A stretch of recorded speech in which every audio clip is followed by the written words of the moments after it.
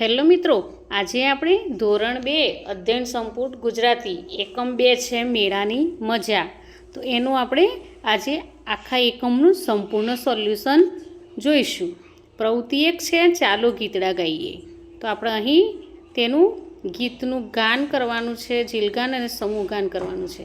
પ્રવૃત્તિ 2 ચિત્ર જુઓ અને વાતચીત કરો.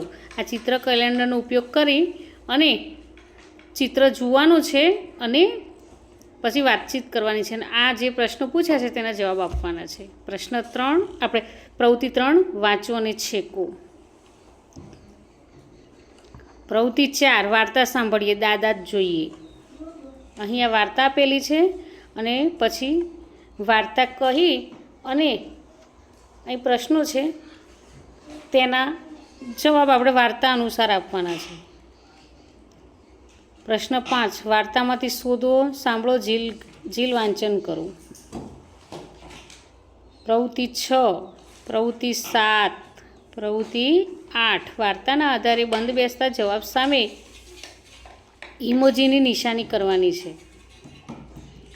પ્રવૃત્તિ 9 પ્રવૃત્તિ 10 અક્ષર થપ્પો રમો. પ્રવૃત્તિ 11 અહીં આપેલા શબ્દોમાં ત્ર અક્ષર ઉપર ગોળ કરવાનો છે, શ અક્ષર ઉપર લંબચોરસ કરવાનો છે, જ્ઞ ઉપર ત્રિકોણ આકાર કરવાનો છે.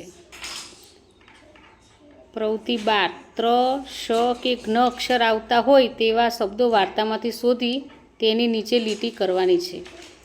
પ્રવૃત્તિ 13 ચાલો જોવા જઈએ. આ ગીત છે તેનું આપણે અભિનય સાથે કરાવવાનું છે. પ્રવૃત્તિ 4 વાક્ય સુધારી ફરી લખવું. તો અહીં લખ્યા છે વાક્ય સુધારીના. પ્રવૃત્તિ 15 ચાલો જોવા જઈએ મેળો. ગીતમાંથી આ શબ્દો શોધીને લખવાનો છે. તો અહીં શબ્દો આડાવડા છે તો આપણે સાચા શબ્દો લખેલા છે. પ્રવૃત્તિ 16 વાંચીમાં રમત રમવાની છે. પ્રવૃત્તિ 17 દાદા જોઈએ વાર્તામાંથી શોધો અને લખો. માણસો અને જગ્યાઓ. પ્રવૃત્તિ 18 પ્રવૃત્તિ 19 શ, ત્ર, યન, યજ્ઞ લખવાનું છે.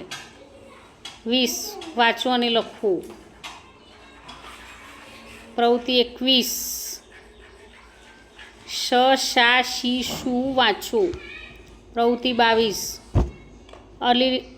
અલી રીડર વાંચવાનું છે. પ્રવૃત્તિ 23 નીચેના શબ્દ યોગ્ય ક્રમમાં ગોઠવી નમૂના મુજબ લખો.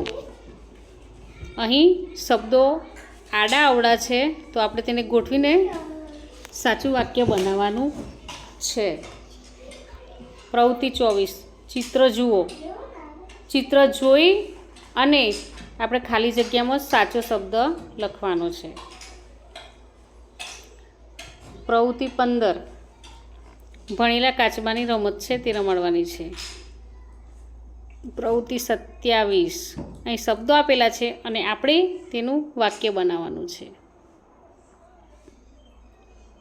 પ્રવૃત્તિ 28 રમવાની વસ્તુઓ, ખાવાની વસ્તુઓ અને માણસોના નામ અલગ કરવાના છે, એટલે વર્ગીકરણ કરવાનું છે.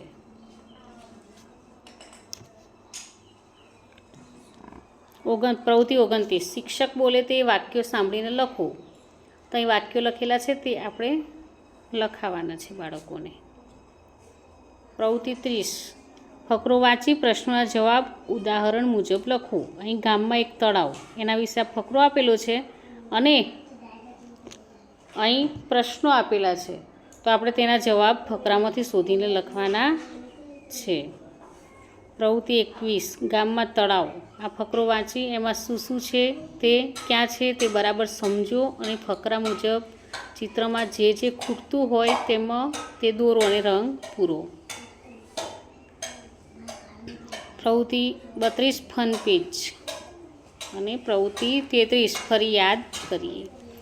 તો અહીં મિત્રો અહીં આ સોલ્યુશનનો વિડીયો પૂરો થાય છે. તો તમને મારો આ વિડીયો ગમ્યો હોય તો લાઈક, શેર અને સબસ્ક્રાઈબ ચોક્કસથી કરજો.